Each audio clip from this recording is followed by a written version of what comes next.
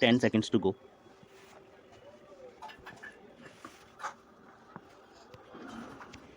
Start. Transcription number 12. I have no intention of giving a certificate about which my honorable friend Dr. Krishnaswamy was talking some time ago, since anything like a certificate being given by any member of the business community is likely to be misunderstood. But the fact remains that impartial observers, both here and abroad, have testified to the soundness and stability of our finances, which have successfully withstood severe stresses and strains of the changing economic factors, both national and international.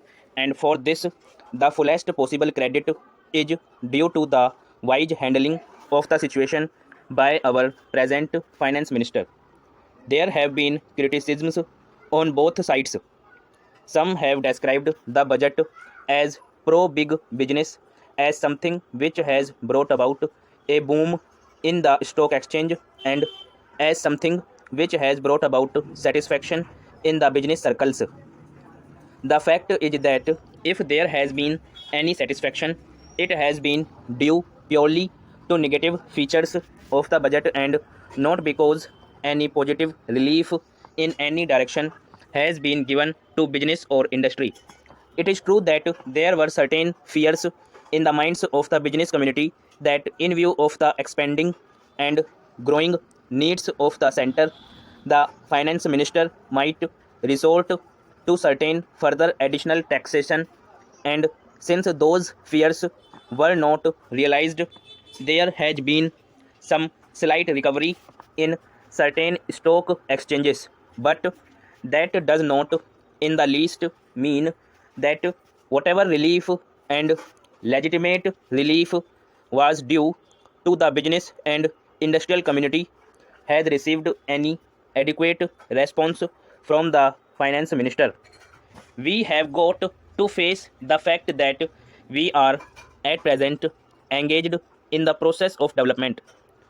People who talk about UK and USA conveniently forget that these are the most highly industrialized countries in the world, and our taxation system, so long as we are engaged in expanding and building our economy, must be adjusted and linked with the requirements of the expanding economy, and should not be compared with the high taxation levels that may be prevalent in UK and USA. Friends have talked about unemployment, but whether the raising of the direct taxation levels will in any way mitigate unemployment is a question that should be considered. If the finance minister gives substantial relief in the direct taxation, I think that might lead to an acceleration in the pace of development. So, it has to be considered whether it is relief in taxation which will lead to a reduction of unemployment, or whether it is raising of taxation to the utmost levels which will dry up the resources and channels of capital formation, and thereby not only retard all further development but might also throw the functioning of present industries out of gear.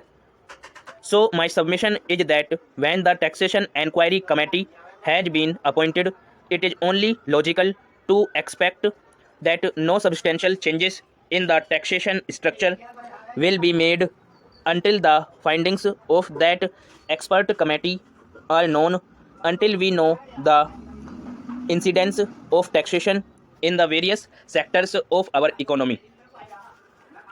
Now, coming to the question of deficit financing, I am afraid that my esteemed friend's attitude was somewhat different from the line of opinion in the business and industrial community. Note that we advocate deficit financing for bringing any artificial rise in prices, but the fact is that those who have criticized deficit financing have not suggested any other alternative, or made any other constructive suggestion which will bring about necessary development plans. After all, the fact has got to be faced that whatever program we have set out in the national plan should go on unimpeded by any financial considerations.